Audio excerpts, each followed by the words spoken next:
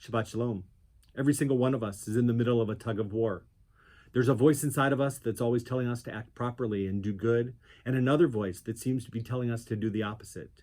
We feel being pulled in opposite directions because God built within each of us two conflicting urges. The Yetzer HaTov, the urge to do good, and the Yetzer Hara, the urge to do evil.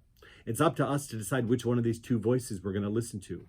In this week's Torah portion, Tol'dot, Generations, we learn about a set of twins, Jacob and Esau, who turned out to be very different from each other. Jacob chose to listen to the voice to do good, while Esau listened to the other voice. From the very beginning of their lives, from the time they were womb mates, they struggled against each other. Their struggle represents a tug of war that we feel inside of us. When we feel that struggle, we shouldn't feel bad or confused, since that is how we are made. We need to remember that God wants us to choose good, but God knows that it's not always easy. The struggle within ourselves, like Jacob and Esau, we fiercely seek the path God intends for each of us. The complex struggle that Esau and Jacob bring to their relationship cannot be ignored. Esau grows up knowing that Rebekah favors Jacob, while Jacob knows that Isaac has come to favor Esau.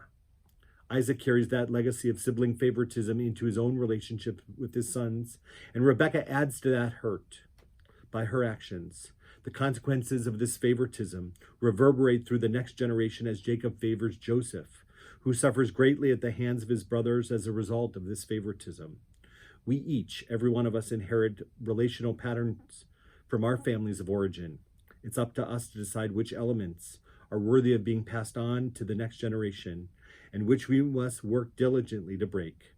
May Jacob and Esau's lifetime of wrestling and struggle remind all of us with our relationship with our siblings, with close family and friends, to constantly struggle, but always choose to do good. Shabbat Shalom.